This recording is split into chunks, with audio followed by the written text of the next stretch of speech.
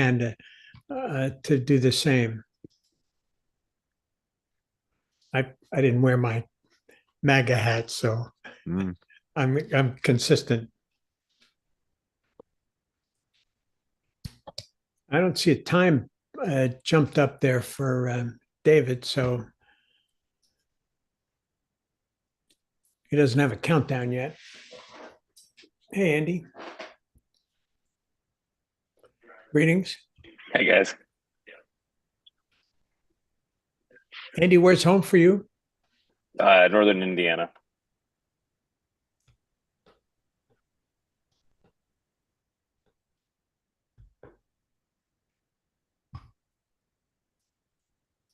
You still Never have been leaves? there. Still have leaves on the tree? A few, not very many. Yeah.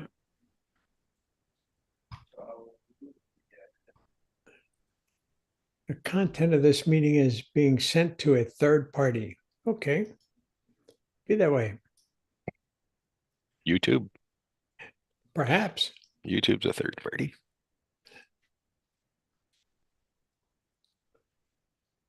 See what's going on at the beach.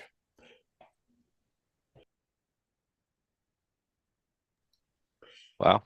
Look at that, eh? 85 degrees, a beautiful day on Deerfield Beach. If it wasn't for those hurricanes, it'd be a nice place. They didn't get any hurricanes on the East Coast this No. year. No, we got it all on the West Coast. Look at those clouds, eh? What is that, a shelf cloud?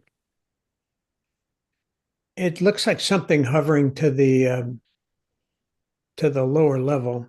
I think it's hiding the UFO. But, That must be it. I've seen too many movies. That's right between where David works and where David Holmes is home, right there. That was basically my view for 18 years. Very pretty. Yeah, it's really nice. Now I'm in the middle of the state. The only water we have is rain puddles. No, we have lakes. So I guess you're wondering what brought us all together here today. It's funny, so am I. A giraffe and elephant walk into a bar. Ruined the bar.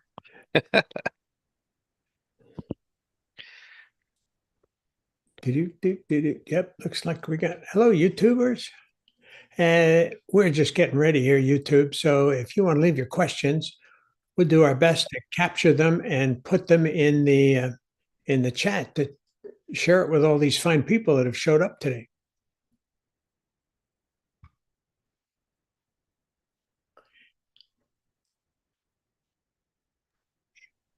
Ray, it looks like there's some sort of portraiting on you. Your signature is blurred past your arm there.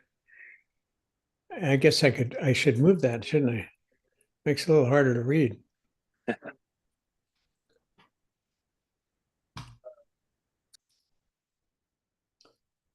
We have somebody in the waiting room that I've not let in because I've asked a few questions to tell us who you are, and I can't get an answer. So that's where it's going to stand for now.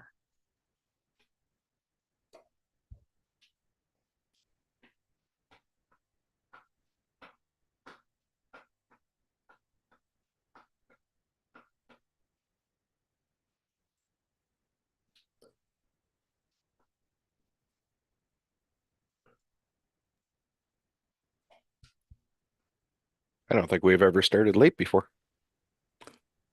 Certainly not this late. But if we're live, we're live. Well, how was your week? My week was good.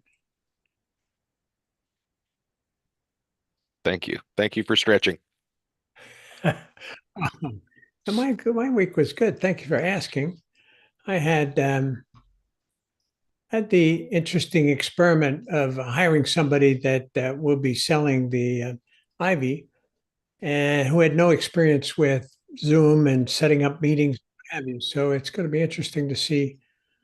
That could be good. No preconceptions. Yeah. Yeah. So do I have? Does anyone host?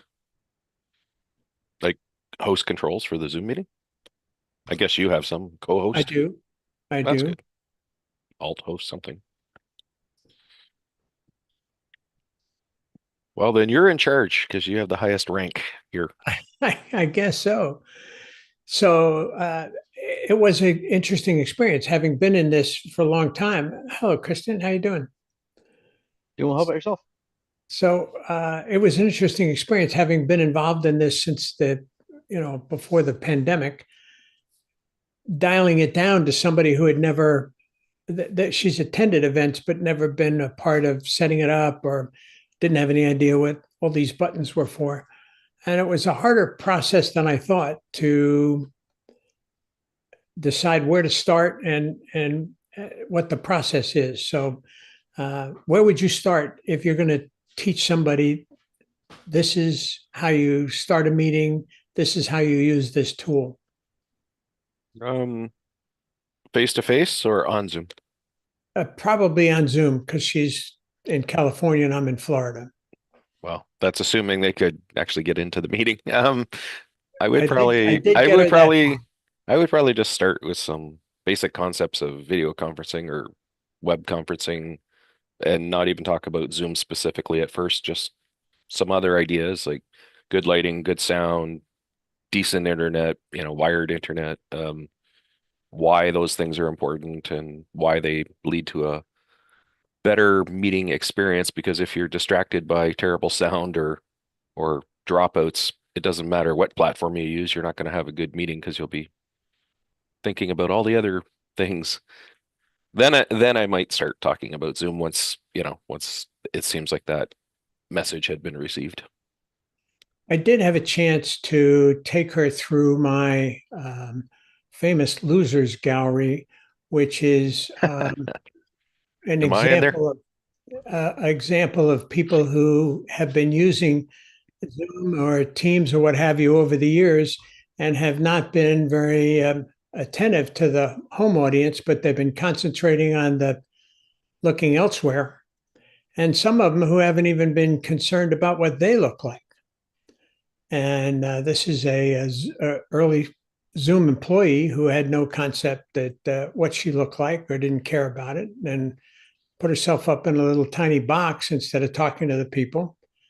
This lady is a very consummate meeting planner, but learning that in order to be able to pull off a background, you need to have decent lighting and lots of other things going for you. It's probably not a good idea.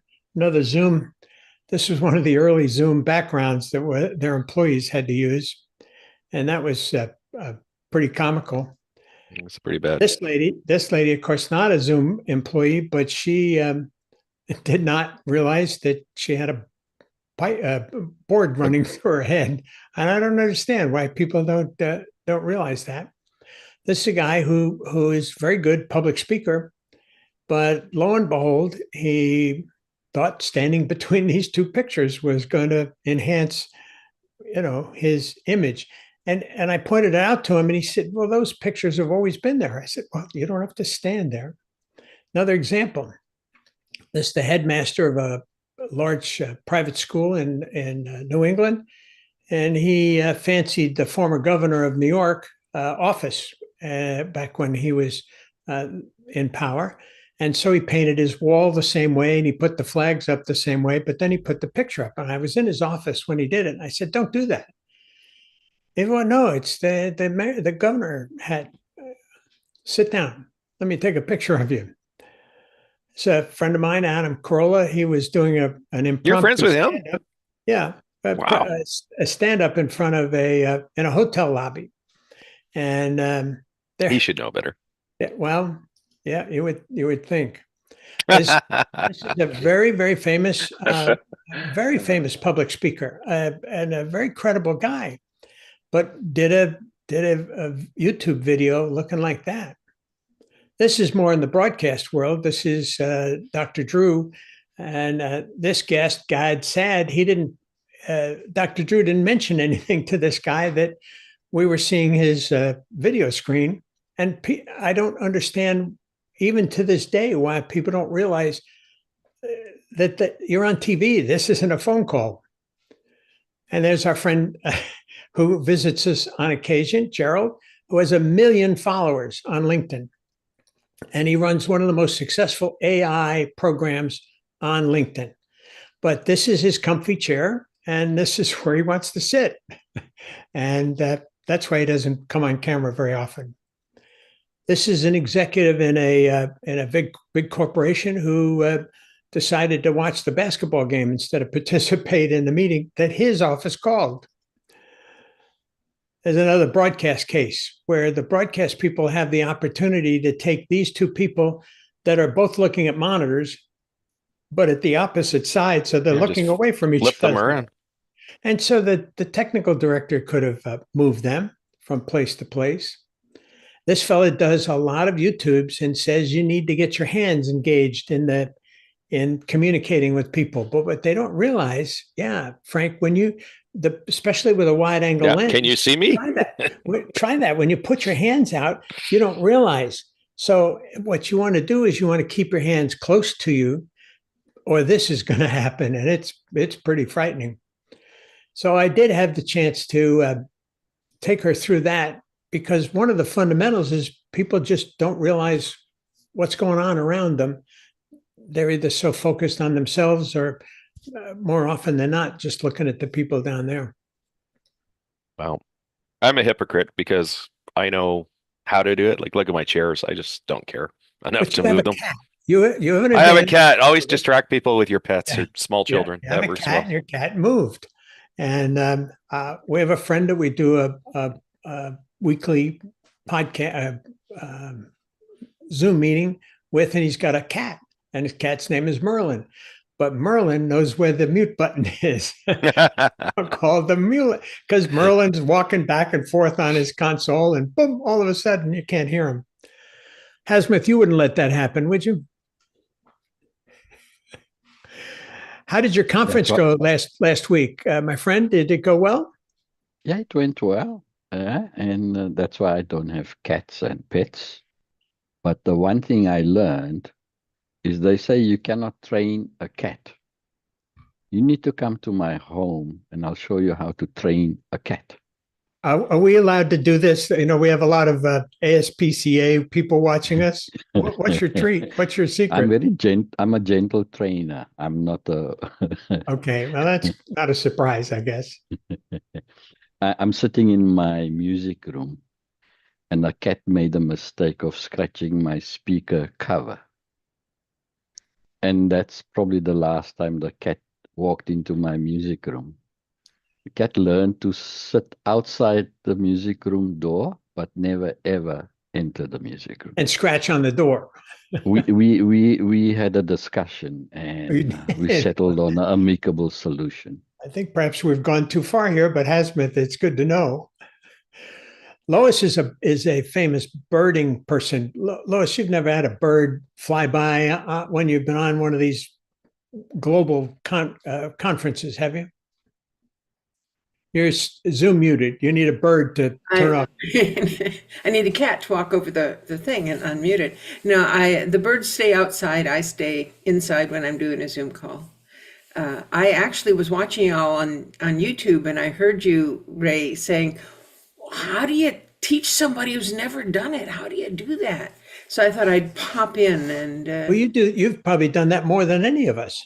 I do that a lot, actually, beginners, because I'm not doing productions, but I'm doing a lot of individuals and little clubs and stuff like that. So, yeah, I think the best way to do that with someone is to get them on a Zoom call and just record a little bit and then play it back for them.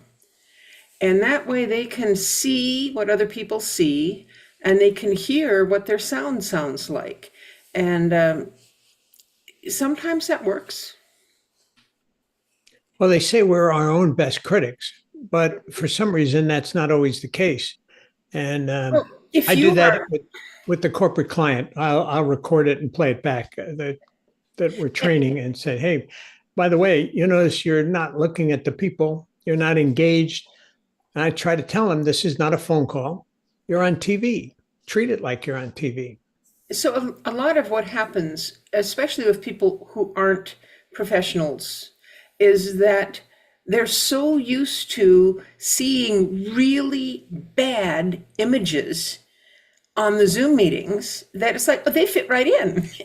And, okay, so what can you say to that? If you've got a little club and there's, a dozen people in it and they all look terrible, well, then we work on the sound. And if anyone wants everybody to look better, like they're planning to record something, and then we can get into the lighting and the positioning and where your camera is and things. But mostly it's making the technology happen and having a sound that you can hear. And everything else, well, that's good. Are most of your people, you have very participative meetings. Do you deal with that when some people can present better than others using the technology? I think that, mostly this is clubs where the people know each other. Okay. And so they're familiar with each other enough to know that this one person, she's just gonna, that's how she is in life. And so doing that on Zoom, it looks normal. What I find is that mostly this was when we were first starting to get onto Zoom because of the pandemic. And so people had a desire to learn, but their desire to learn was sort of like desire to learn a phone or something. You want to make a phone call. That's all you want to do. And so you teach the necessary things, and you do it in such a way that the person will learn. So, for Zoom, it's pretty easy. You get it set up and you have them take a picture of what it looks like. And then you say, okay, now when you go on next time, get your phone out, look at the picture and make sure everything is just like it was on the picture, for their settings. Easy things like that where they don't have to remember a lot. So, Kristen, are you engaged in getting people to get started and use the technology better? So yeah, I was involved with the rollout of Zoom for our corporation, and I think we held training classes, best practices. I think one of the big things to do if you're just setting somebody up for Zoom for the first time is have some sort of checklist, right? There's some things, real easy PDF, right? That they can look at and go down, see what, best practices. What should my settings be? Should my microphone be set to voice isolation, or should it be set to one of the other settings, right? And then, really nothing around the production quality. We're more of just getting the work done, right? Typically on a day-to-day basis. When we start talking about events, that's when we start utilizing our stage and our folks that really sit behind the cameras a lot to get their feedback. But for the most part, yeah, there's just real quick trainings. Zoom clips is utilized a lot to say, here, let me walk you through setting a meeting up right for success, stuff like that. So, well, it's a challenge, and the higher up you go in some corporations, the more difficult it is to convince the executives until you show them the video, or until you take them into a TV studio where there's just a camera and they can't see anything else. Then they pretty well understand. We used to be able to explain in a TV studio. You look at the cameraman that's standing behind it, and you can see the legs and the arms of a person, and they could peek out. Even the biggest network TV studios now don't have live cameramen. They're all automated. So you can't get that to work. Andy, you've trained a lot of people on how to be successful. What kind of tips can you give the beginner? Yeah, I think, it's important to look at your camera, especially, because everyone's going to be wanting to look at the gallery or the active speaker as opposed to the camera. And that I think is important. Otherwise, yeah, they'll end up on your wall of shame there. And they show up that way. And it just continues to amaze me, these corporate people who have had speech. I've been training people how to do platform speaking forever, book publishing. Hey, he did a book. And helping them do the transition was pretty important. Some of them care, some of them don't care. I'm less gentle than Lewis is in terms of cajoling people. So this phone is littered with video clips that I take from my big TV screen, and it's usually high-up politicians and business executives. And I'm much more aggressive in terms of letting them know how awful they look on TV. So in fact, one of our leading political parties asked me to come and do a short presentation. So I showed them the portfolio of what I had taken for 6 or 7 months. And I showed all the leading personalities in that party of how they appeared on the telly. And there was total stony silence. I didn't have to say a word. And they quickly realized how awful they looked. And so then I got invited to do a looking good, sounding good, and I said, you didn't have to spend a taxpayer's dime to look better and sound better. Simply a few simple adjustments would make you look much more professional. And the ex-Minister of Finance, who's now chairing the largest financial institution here, and a little friendly with him, and he looked terrible. This was during the heart of COVID and during my steep learning in office hours. So I sent him a note, which wasn't very polite. So he didn't call me for 2-3 weeks. And then finally he called me and says, you can't be serious. Nobody has used language like that with me. I said, I don't care if you're the president, but you are on national television and your projection is just awful. Anyway, he made minor adjustments. He got a little proper webcam and a little light and got a stand for his laptop so that the camera would point at his eye.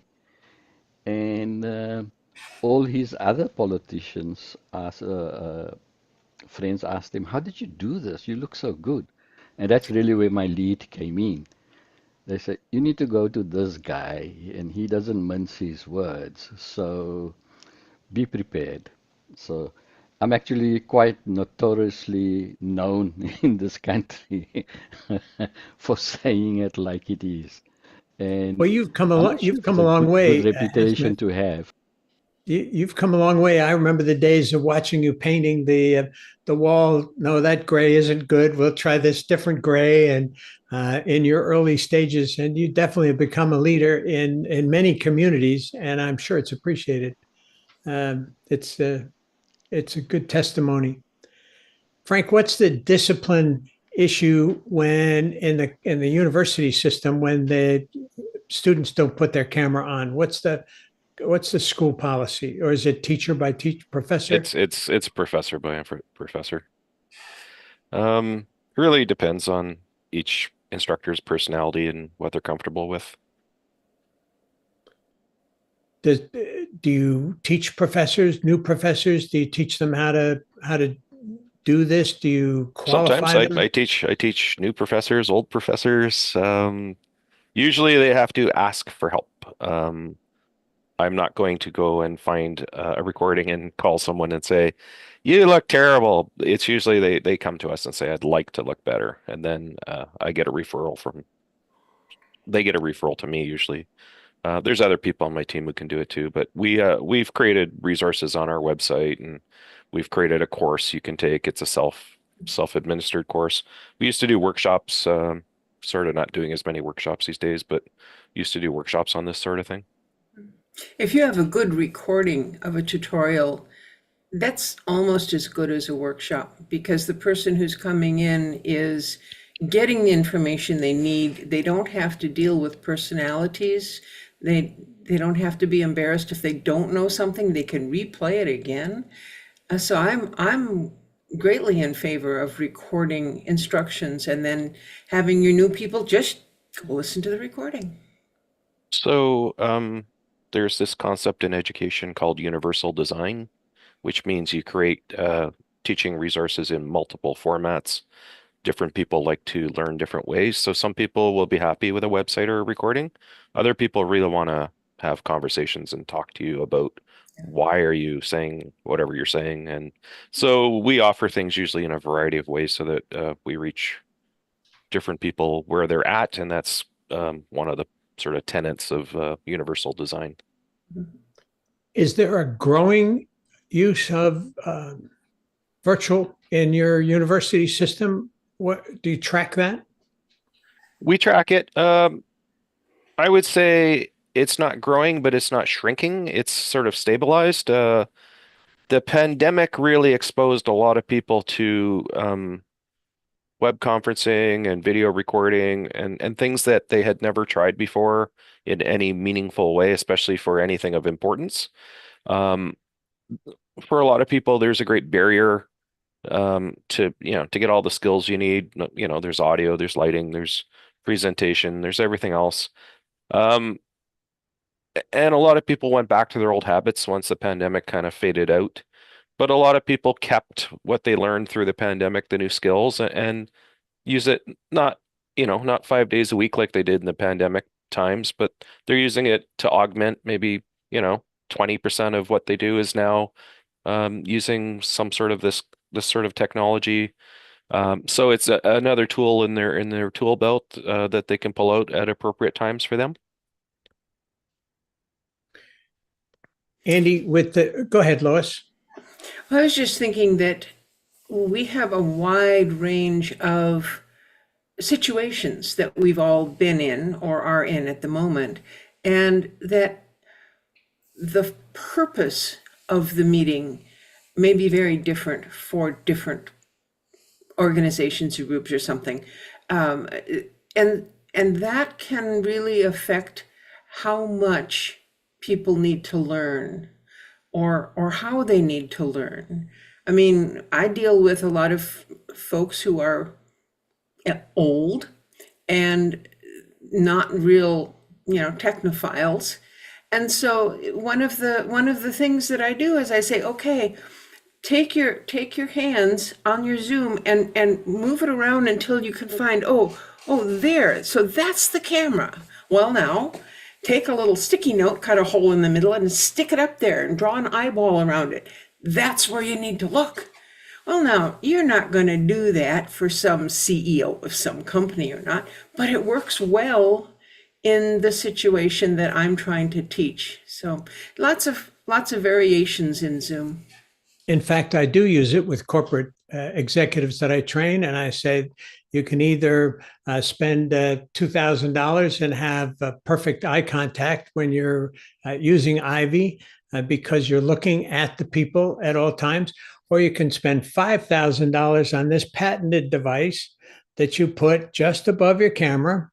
And about that time, I sell a lot of these, but more of those.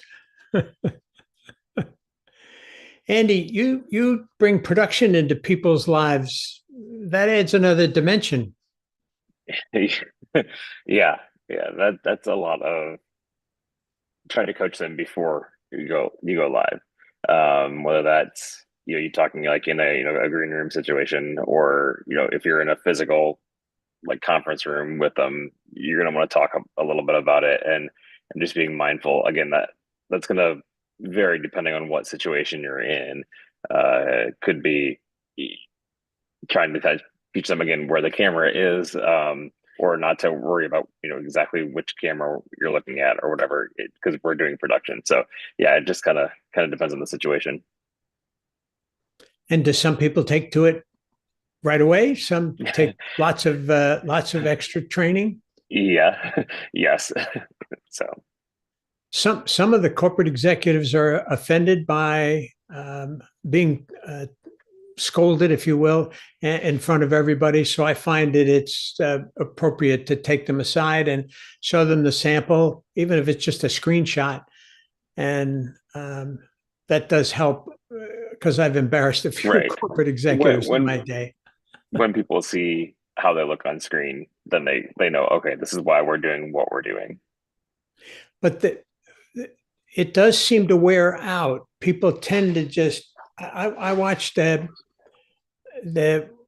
don't think any of you were there this last week. There was the Zoom events all day event, and I watched a Zoom staffer that just he's on Zoom all the time, and he's way back here, and it's got to be purposeful. I try to explain to people that there was a famous Broadway show, Chorus Line. It ran 2,200 shows. And I tried to explain to them, you have to be engaged in every one of these. The people that went to opening night wanted the same performance. The people that went 22 nights later or 200 nights later wanted the same performance as opening night. If you're trying to have a useful communication, you have to put the effort into it. I think part of that is designing the meetings too. If you are needing to convey certain information, figure out if you can do it in half an hour instead of 3 hours. Because after you get past half an hour, people really, your mind wanders, your eyes wander, you're sitting here playing games on your phone. So the structure of the meeting becomes very important, especially if you're wanting people to pay attention. So I know what you mean, Ray, about people who get so comfortable with it that they're too comfortable. But part of that is maybe they're on Zoom too much. Well, Kristen, do you have an always in the office? Do you have 3 days in the office? What's your company plan? And when you're not in the office, are you on virtual all the time? And is it Zoom? What platform do you guys use? Yeah, so we kicked Teams to the curb and went strictly Zoom. We do have and intend to, at least at this point in time, from what I'm aware of, the hybrid is here to stay. We've got a lot of folks who are remote, a lot of folks who are still hybrid. It depends on management, whether it's 2 days in the office or 3 days in the office. They really kind of push for that 3 days in the office, but it really depends on what your role is, what your managers think. But typically, I'm on Zoom a lot. I manage the Zoom stack, so I'm always in meetings, whether it's for other teams or assisting other teams or doing projects of my own. But I basically live in Zoom. So I've invested right in a better camera, right? Because I saw that I was getting washed out right by any light coming in from the outside. It's just so to make at least a little bit better. And I think production quality goes a lot when it comes to keeping meetings engaged, right? It was starting to bring in like OBS so I can do some different things, right? That it's like, oh, it's like, how did you do that? And I'm like, well, it's a little advanced, but you can stick to share screen, but it keeps people engaged, right? I don't know. It's an interesting world that was created by COVID. The interactive part has with your people at your medical conferences. What's the interactive plan as far as having moderators and chat and that kind of thing? And how do they get content to the leadership? How do you manage that in your conferences? Well, it's a bit of a contrast because I started off with managing a event where the folks wanted to write their postgraduate exam. So the event itself was a 3-day workshop, which was in person that we ported online. And it was 8 hours a day. So it's 3 days for 8 hours each.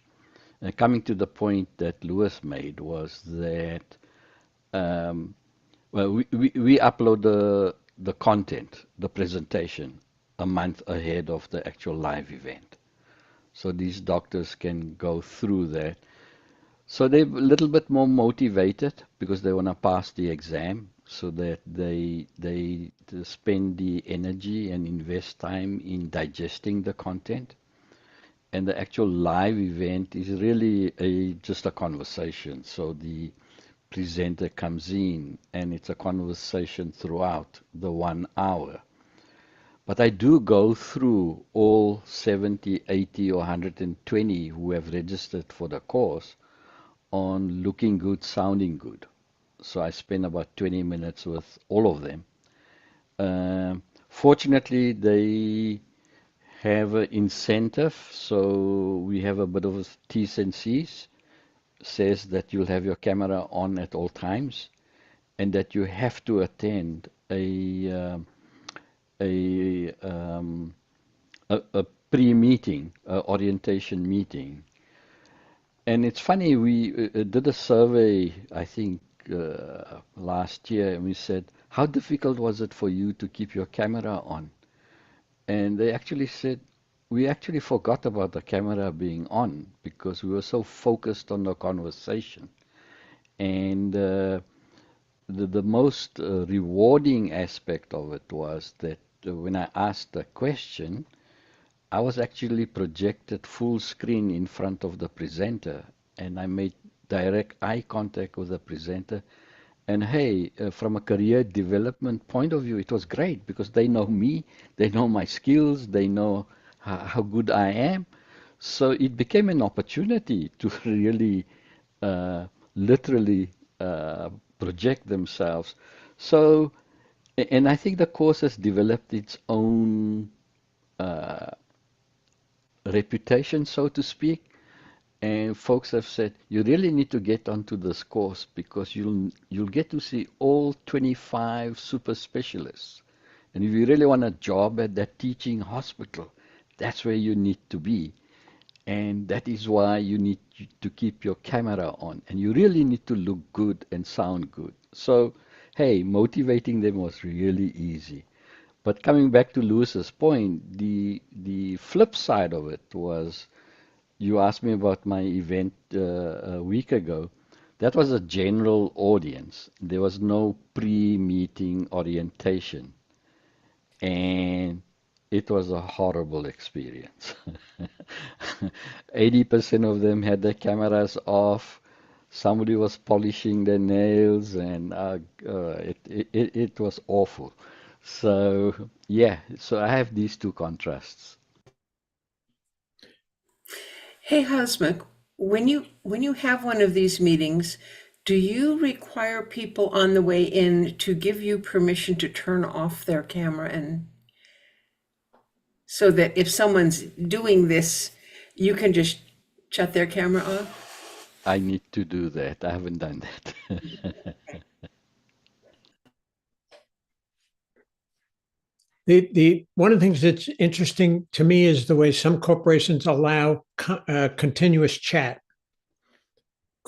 Kristen, what's your company policy, or what's your experience on using having open chat, having restricted chat, having it saved, having it available later? Help us understand that.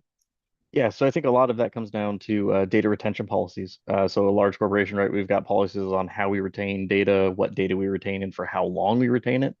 For instance, chat and the continuous meeting chat, I think offers some really great features with Zoom, especially as we get into that global search becoming better and better, right?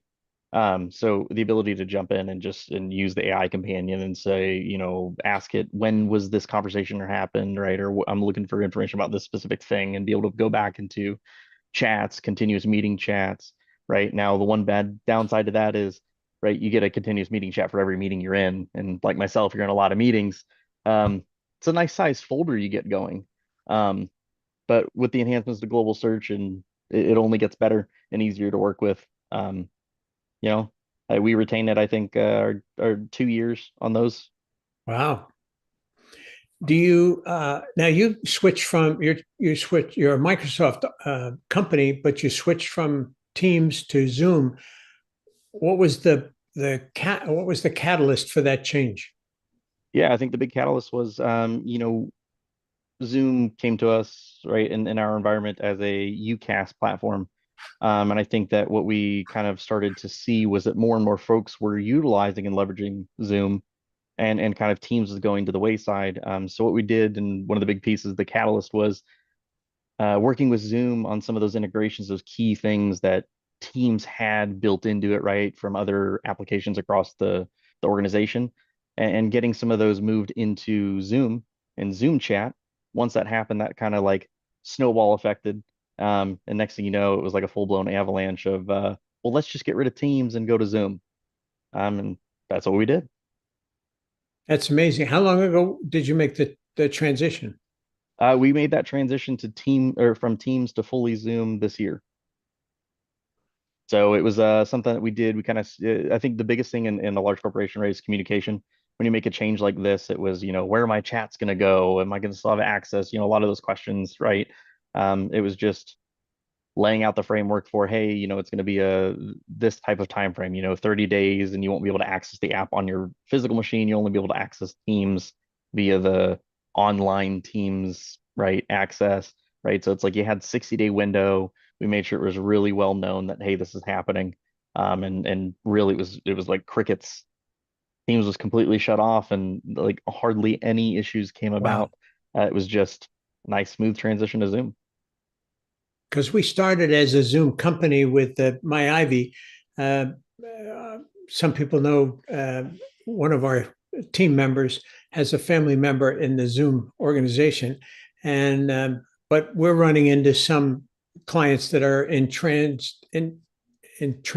No, they're stuck in Teams, and it doesn't look like they're going to make any changes. Although now Zoom Workspace and Teams do work together, so you can schedule something in your Zoom calendar that's a Teams meeting, and you can click it and you can go across. So it's not that I think Zoom's working harder at that integration.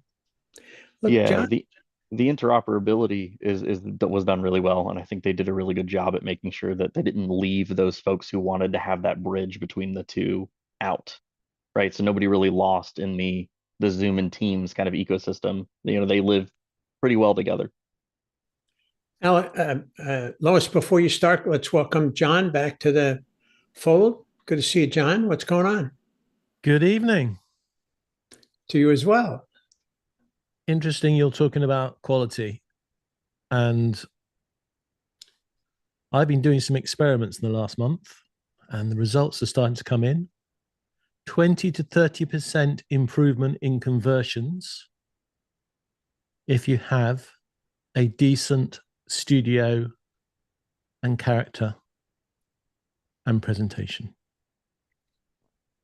I've been doing some content, doing it all wrong, comparing it with my best advice for doing it right, and I've seen 20 to 30% improvement in conversions at the end of whatever the presentation or webinar is.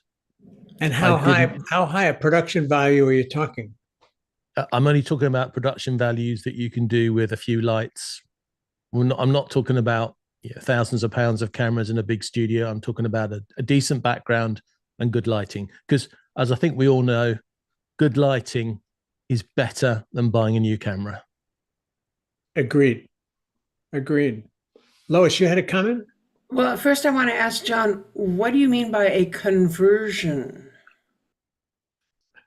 It's a religious experience. I set a different set of parameters for a number of videos. So conversion may be you just want people to get to the video, to the end of the video.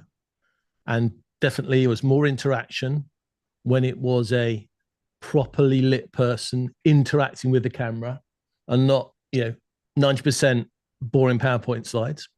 More people went to the end of the presentation, even though the content was the same. I also did some ads where I was actually trying to get somebody to sign up at the end of the presentation, and the sign-ups were better when the delivery was better. Look, let's be honest. it's obvious when you think about it. But I think what I'm hearing from everybody else is that most execs, presenters, etc., are not thinking about it, or they've been doing it for so many years they've forgotten that COVID happened, and they think they're standing on a stage in front of 1,000 people and they're doing that, or they're sitting in their living room doing it for 5 minutes because they just want to get back on the beach. So it's the old story. Frank could probably tell us of professors who can walk into a room and the students are on tenterhooks the whole time, waiting for the next word because it's an engaging person. And there's other people walk in, deliver their content, walk out, and if the room had been empty, they wouldn't have even noticed. Well, this group was critical of that even at Zoomtopia this year because so much of it was presented that way, and I'm still scratching my head as to why that is, especially when you have a schedule and it's supposed to be a live event. There's no interaction, so we don't need to rehash that, but it certainly does support your. And they're not going to tell us the metrics of people, how many people watched, and how long. Alex Lindsay, one of his greatest things is don't tell me how many viewers you have to your YouTube, tell me how long they watch. And that's a metric that I don't know we can get in Zoom. Can we? Sure. Can we? You can do that. Yeah. All you do is you open your participants list and you see if the number is 50 or if it's gone down to 32. Well, and can you go back and determine where it fell apart? Only if you're keeping track of it. I mean, a lot of the times when I'm doing something for a client, I'll have that open and I will make note of, at this time it was this many people, at this time it was this many people. But that's the only way I know of to do it. I don't think they give you a running thing in Zoom. I have something for you, Ray, and that is a question. Is somebody watching the YouTube chat and bringing things forward to us? Mike used to do that, and I don't see him here today. I know he's not here today, and I can't handle the extra lift. So unless somebody else wants to volunteer to do that, I don't have that. But I think, John, were you watching on YouTube and decided to jump in? Yeah, I think it's still running on the big screen behind me. So yes, I can keep an eye on that for you. Thanks. So Robert Sababade, thank you. I always have trouble with that one. Put a comment in there saying that yes, you can get the stats post-meeting. Well, post-webinar. Robert certainly knows. He's been through. In fact, he was at that events meeting this week and was always one of the most helpful presenters. So, Robert, we miss you, but we're glad you're following. What other issues do people want to cover? I didn't come prepared for this. Didn't realize that David wasn't going to be able to be part of it, but he's got a lot of things on his plate. So happy to jump in here. I had a related question to Lewis's Please. one in terms of reports after a meeting. So I went through a report last week after the event, and I did that before as well, where you have a detailed report or a unique user report, and the detailed report gives you every time they go in and out of the meeting, and the email address and so on and so on. But I think I remember at some report, and I may be completely wrong, does any report give you at all if the user had the camera on or off? Was this anything I of don't such a think I've nature? seen that. I don't think I've seen any reports like that. Frank, I do must have you been do you do delusional. any analytics at the university level? Oh yeah, definitely. I did a report Fine. yesterday. Yeah. What kind of things jump out at you quarter to quarter? What metric are you asking about? Or just About generally that, trends? How long people stay, whether they keep what are the metrics that jump out at you that are interesting? one of the metrics I watch is how many meetings we have a month. That's probably the one I watch the most closely. The other ones, I relate it this way. So I work in an educational setting, and I've spent years in classrooms with instructors, and the students at the same time, and I see the same things happening in classrooms that I see happening in Zoom, which is if a student's in a classroom and they're not engaged, they're going to find something else to do. And if they're engaged, they're going to pay more attention. And that's true whether you're in person or online. And most students have a laptop and a phone with them, even in the classroom. So if they don't want to pay, and even if you took all of their devices away, then they'll doodle or talk to their friends. I mean, if you don't want to pay attention, or if it's not interesting, or you're not motivated to really be there, or you don't know why you're there, then you're going to have disengagement. Yeah, Dan Huber, who's with us with his camera off, does offer. He said the dashboard does give you detailed connection time and disconnection time. I've not taken advantage of that, so that would be interesting to see, especially in these huge meetings. I mean, you can be in a meeting and walk away from your computer. It doesn't mean you're engaged, right? Like the stats will say that you were there for the whole meeting, but you can be in a classroom and sit there for 3 hours and get a participation mark. But was your mind engaged, or were you just physically present but not mentally vacant? Like, I don't know. Some of these metrics to me, do what you want with them. One of the things to understand is that if you're physically in a room, you can lock the door. But if you're in a Zoom meeting, you have no control over what your audience is going to do, whether they're going to stay or go or play games. So I don't know. Does it matter? Maybe, maybe not. John, go ahead. You had your hand up. Can you tell if somebody's got their camera on? Yes, you can, but there aren't any matrix in Zoom. Between you, me, and a couple of million people on YouTube, the best matrix I have is the fear factor. Mr. Trump is quite good at doing this, putting in phrases. So if you throw in a phrase inferring that you can know more about what they're doing on Zoom than they think you can do on Zoom, they can quite often behave more thinking that Zoom has more features. For instance, not a lot of people know about the fact that when you turn your camera off, Zoom continues getting the feed and can tell if you're in front of the camera or if you've walked away. My Tesla can do that. It says, hey, put your hand on the wheel, crazy man. That's right. That's right. One of the things that I've often done for people learning public speaking is to replay themselves in different ways. And one of the things you should do is you should replay your meeting at 2 or 3 times speed to see how animated you are, because you want to be a good compromise between not moving at all and jumping it around as if you're sitting on a mains wire.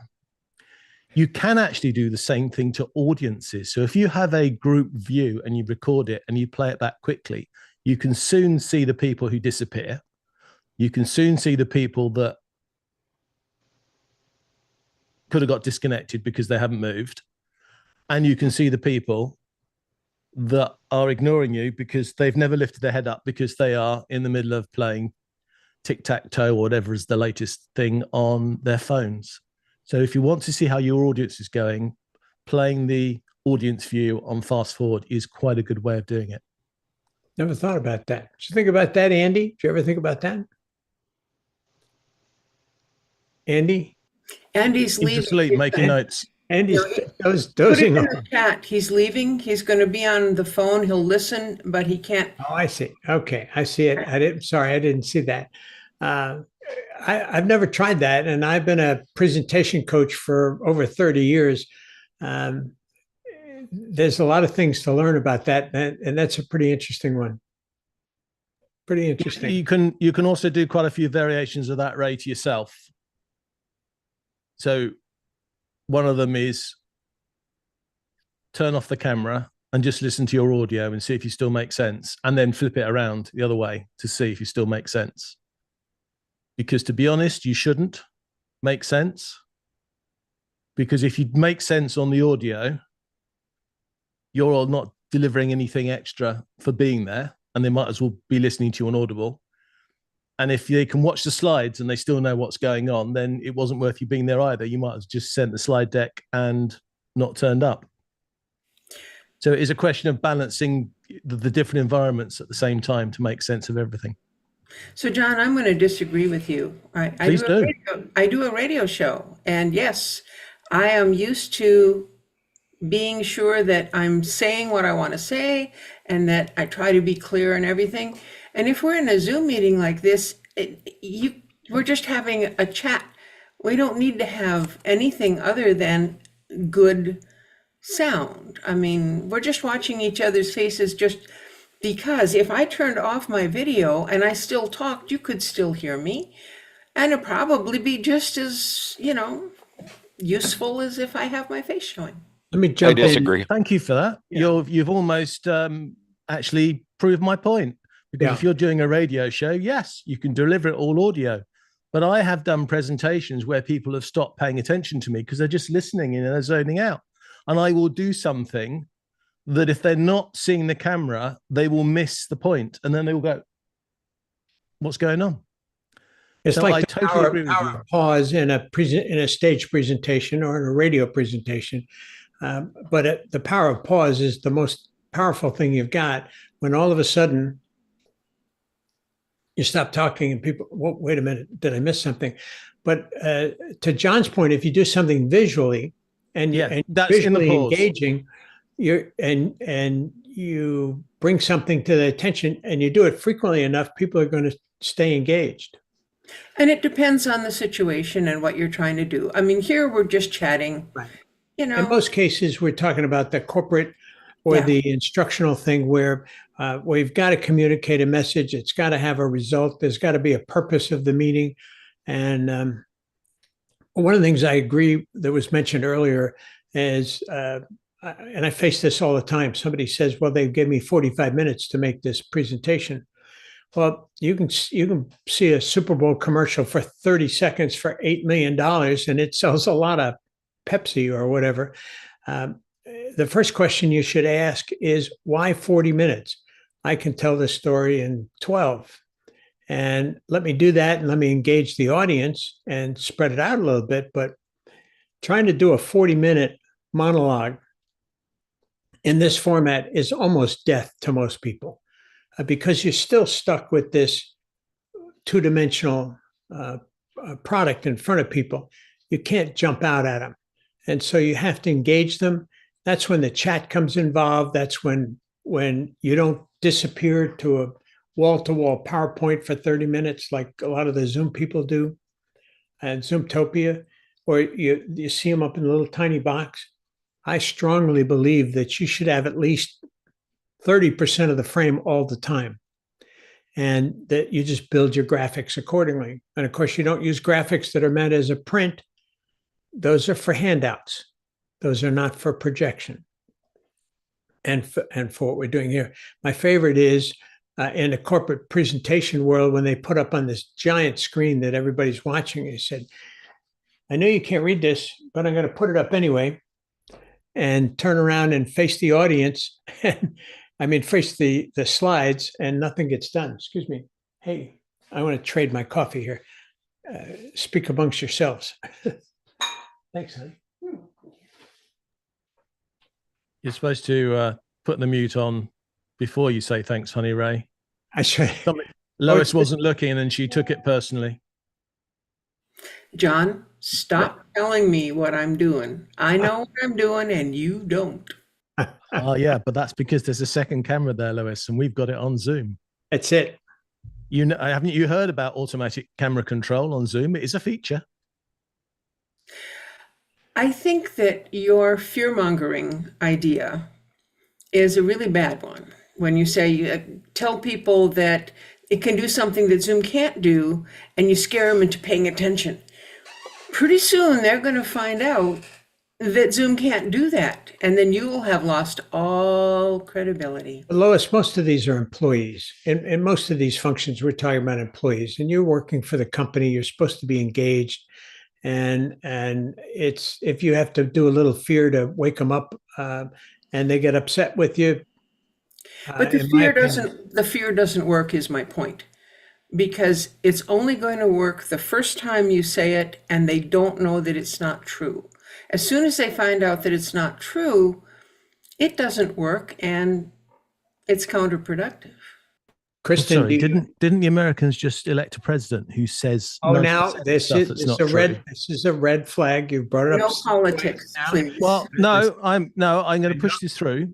All right, because if you go onto YouTube now, there is a great majority of content on YouTube which is catfishing, which is starting with something that's not true and then unveiling it afterwards. This idea of perfect honesty is not there anymore. And anyhow, the things that I'm worrying people with, what I think, that I intimate I can do, as I've just demonstrated with the fast forward of videos, actually I can do what I'm saying I'm doing, but I don't actually do it in the way I explain it. So I can see and I can get a good feedback of when people are not paying attention. I may make them think it's the camera that's doing it and it's some function of Zoom. It's not true, but it is true that I can monitor people's activities far, far greater degree than they think it's possible. And therefore, I might be economical with the truth, Lois, but I'm not being dishonest with the truth. Sounds like a challenge, Lois. You're going to research this and next week tell us the things that you've discovered that John's done to our meeting and we're not aware of. No, I don't think I'll bother with that. It's not that important. I just think that this being the Zoom test kitchen, we should be careful to say what Zoom can and cannot do, rather than making wild claims. So. Well, Kristen, we haven't seen you. Have you been here before? Is this your first time? No, I've been on here before. So we haven't touched a couple of things that so we can learn from you and your operation. Share some of your wisdom. Well, I mean, on the fear front, I'll give you, just a touch there. So I've definitely had users reach out and ask, hey, my supervisor said this, is this true? And had to dispel some things and then had to also kind of give the truth on some things, right? On some of those functions, right? One of the big ones on the phone side is, can my supervisor really hear everything I say? Like just jump into my calls? And I'm like, well, if it's configured, right? But let's look at your supervisor. Let's see if your supervisor's not, just poking at you, with a stick, or if your supervisor's, really actually, got set up and configured to do what they're saying, and they're saying they can do. And I think fear isn't necessarily the best way to coerce employees. I think open honesty is one of the best ways to do it. Obviously, you're gonna, with Zoom, the capacity for data that is just immense, right? When you talk about, we use it for everything, all of our communication, SMS, phone call, meetings, chats, right? We can piece together something if we needed to piece together something, but at the same time, right, I don't think fear is necessarily the best way to govern. I think that's probably pretty much everybody's realized that by now.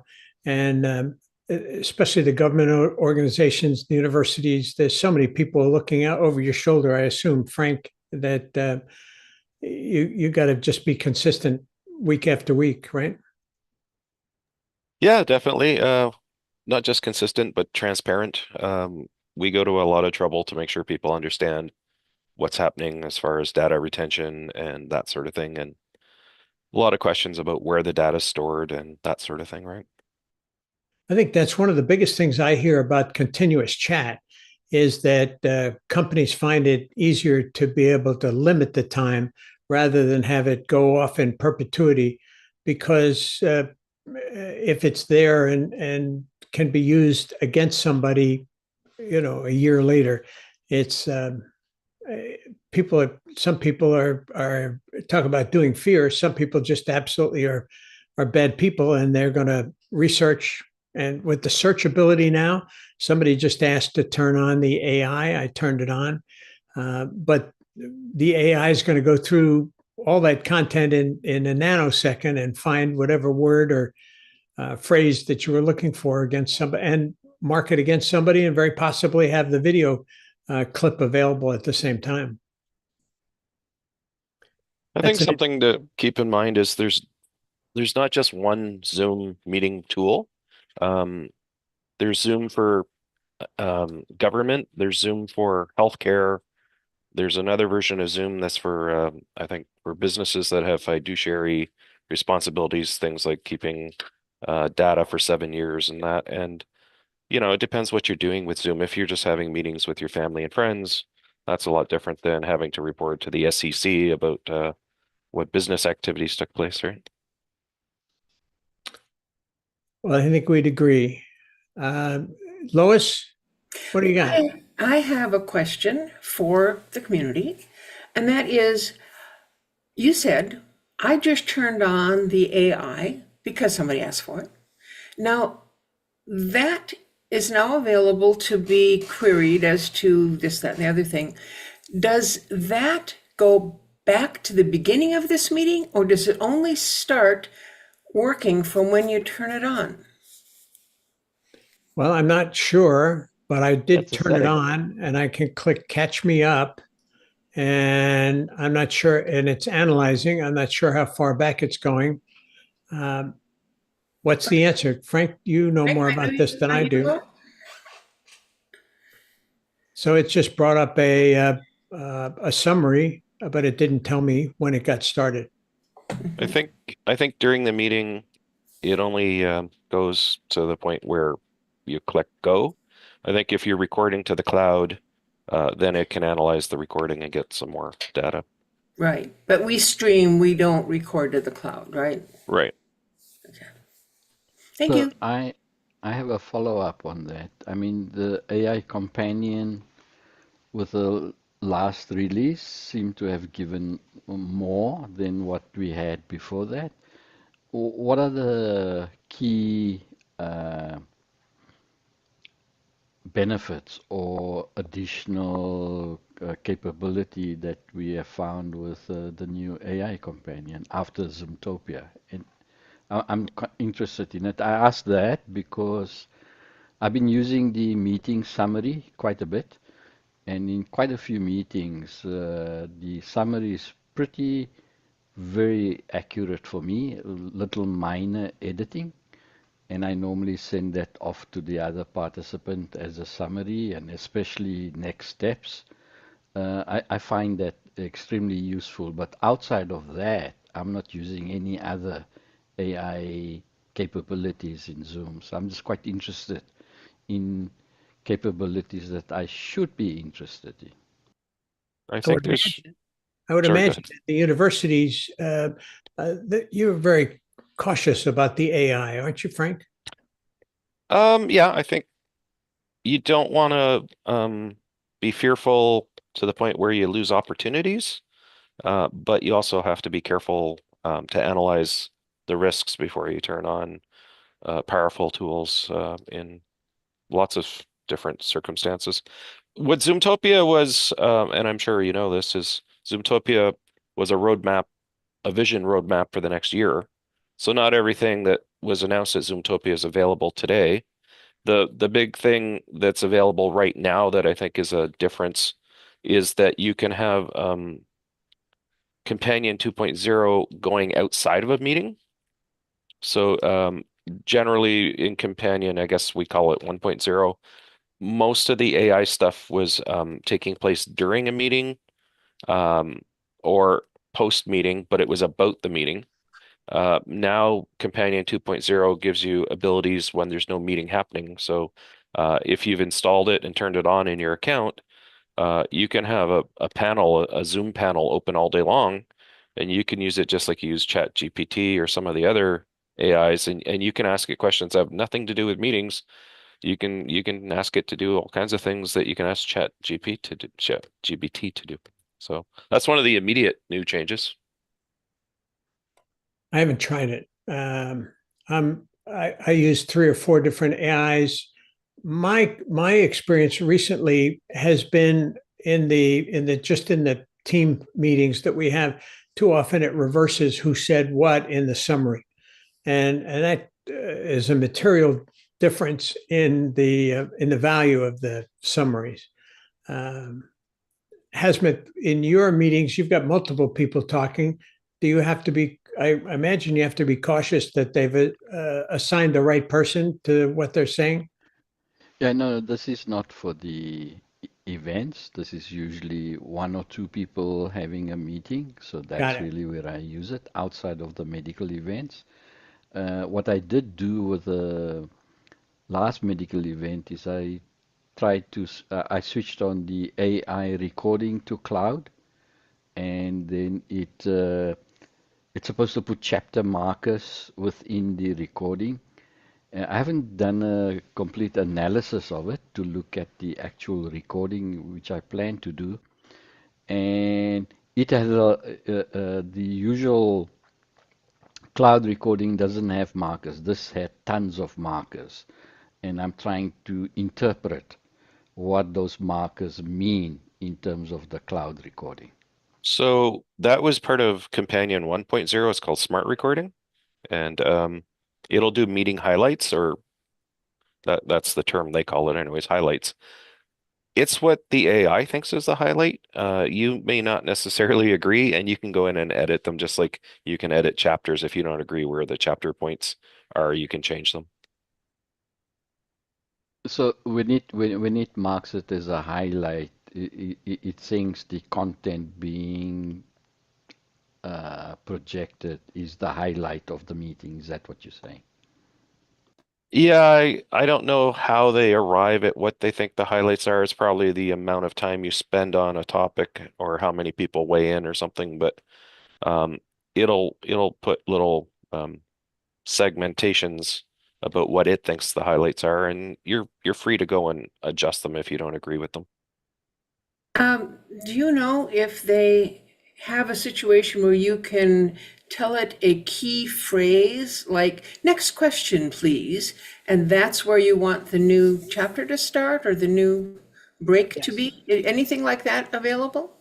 I've only seen it where you use your keyboard and your mouse. I don't know that that's a feature yet, but correct me if I'm wrong. I haven't seen that yet. But a keyboard and mouse you could do it with? That would be great. Yeah, if you... Sorry, Go ahead. Sorry. A lot of video editing software now. You can search for a phrase, and you just mark it here, and at the end of the sentence you mark it there, and boom, it jumps out as a clip. Well, yeah, but I think what he's saying is that the host, when they're recording to the cloud, can push a button and say, and it will note in the cloud that that's a... No, that's not what I was saying. I was saying that Darn. after the recording is processed and it's on the Zoom cloud, you log into your account on the web. It'll have these meeting highlights and chapters that it's decided work, and then you can go, I don't agree where the chapter is, or I don't think this is the highlight. I want to shift it 5 minutes one way or the other. That's what I was saying. Okay, post-production editing. Got it. Well, I posted in the chat the link to the smart recording section. Oh, good. I'm going to try that. Thanks, John. To follow up a little more on what Hazmat said, on YouTube. There's also, I don't know if you guys remember, at Zoomtopia, they announced an enhanced companion that you would have to get a subscription for. And they also mentioned a standalone app where you could take it with you, probably on your mobile device, put your phone on the table, not be in a Zoom call, and still it's going to kind of do a summary and send it to the Zoom cloud as well. But they haven't released those things yet. Well, it's a Friday before a national holiday here in the U.S., and I think that's probably contributed to our. Although we've got quite a few people in the background, I see we have Candace is from Trinidad and Tobago. She joined earlier. We haven't seen her, but glad to have her. And let's see, the other one was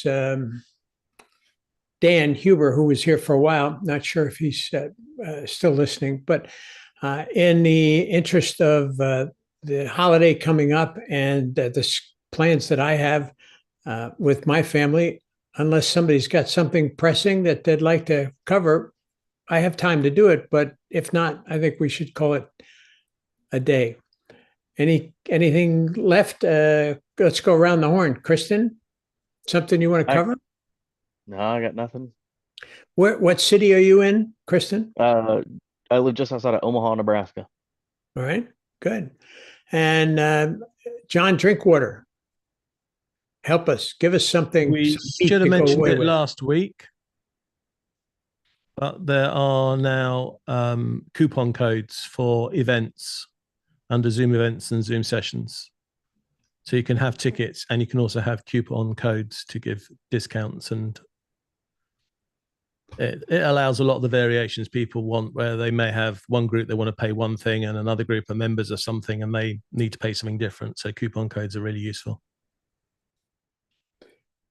Chris, since I mentioned her name, Candace has jumped in, and we appreciate it. From Candace, she said the acceptable use policy in organizations can include critical surrounding online meetings where employees are concerned, like cameras should be on for all client meetings. However, it's good social practice to turn your camera amongst a group that has theirs on. I'm not sure what that is. We send a set of Zoom reports, post-meeting, attendee report, Q&A report, survey report, poll report. Wow, that's pretty impressive. And then the online recording is available for 30 days, available on demand for up to a year thereafter. Kristen, how does your organization handle the daily chat communication when moving from Teams to Zoom? That's your question, Kristen? Yes, that's a pretty easy one. So we have an internal communication team that handles that. Basically, we get with them from the IT perspective and tell them what we're planning to do and what our expected timeline for completion is. They help coordinate all of that communication out to the businesses, and making sure that it's done, in a timely, professional fashion, which is great because I'm wonderful at sending out horribly misspelled things, because English and spelling and me don't get along. And then I always send out very technical documentation. So it's good to have our internal folks who handle that and kind of send it out in a format in a way that everyone can understand. And then I get to sit back and just implement. And then as far as, it went extremely smoothly. So well, good. I can't say. It's a case study I'm happy to know about. Lois, what have you got to wrap us up today? Well, I've got a proud thing. I was on the panel yesterday for the rundown. So oh, no the kidding. rundown.show is the website, and every Thursday, 9 o'clock Eastern, 6 o'clock Pacific. It's interesting. It's philosophical. It's not which cable goes to which machine. It's actually talking about the human interactions, and so it's interesting. I encourage you. This is the third show, and there'll be another one next week. I've been on it one time. I should be on it next week too. See, Andy's a favorite of the good rabbi. He's a very, very connected to Andy. That's how we met Andy, of course. Yes. Yep. And he's driving home, so he had to step away from the live, but we're glad you're still there. Do you want to wrap us up with something, Andy? Do you have any last minute comments you want to share? Not really. I just wanted to, we, in our company where I work during the day, we actually are switching from Zoom to Teams. So it was interesting hearing Kristen's opposite change, and I'm not for it, but unfortunately the C-suite is. So yeah, it was just interesting today listening to that conversation of the other switch the other way. Is it a Microsoft company? You're a Microsoft Outlook and everything? Yeah. Yep. Yeah, that's correct. And that's actually why we're switching, because the thought is, well, we're already paying for Teams. So, but personally, I'm a fan of Zoom, so I that and my side business, I do Zoom all the time. Well, I think Zoom is aware of that, and they've been reaching out to connect with Teams people. So maybe they're aware of some people want to sneak away. And that's not going to surprise me. Frank, how about you? You're always a great contributor to this, and we appreciate it. Oh, thank you. Can you help share I'll give two thoughts before we go. Zoom has something called the meeting coach. If you turn it on, it can analyze your interactions during a meeting and maybe give you some ideas about if you're using too complex language or saying too much or something. Maybe next week, John can tell us how he feels about that, being a Toastmasters guy. The other thing is Zoom, I think, somewhat recently added the ability for OCR, which is optical character recognition. So slides and text that are on the screen, Zoom can also analyze that and use that in its AI reports back to you. So that might give you more accurate reports. So you might want to consider turning that on if it's interesting to you. Great.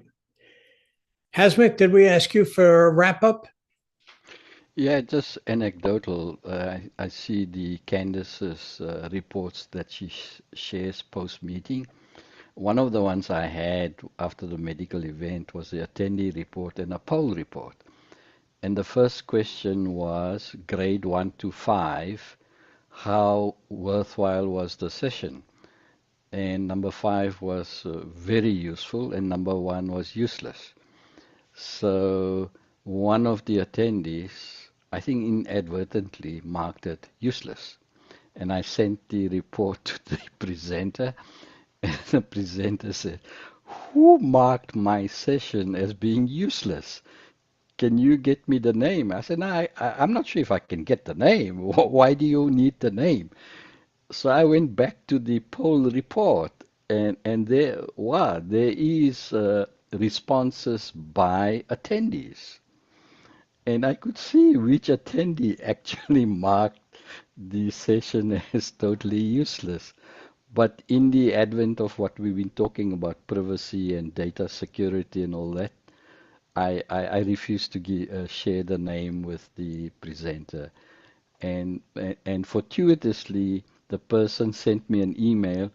I marked the poll, the first question as useless, and I realized I made an error. But before I could change it, the poll had ended. So I said to the person, "Don't worry, it's all safe. You are secure. We didn't even notice that you had marked it useless." You're the ultimate diplomat. Good for you. Good for you. John has shared something about the meeting coach in our notes. And I'm being a meeting coach for many years. I'm going to start being critical of myself. That's a good start. I don't know that it's an endorsement, but I do know that I make eye contact more than most people in our meetings, and that's why.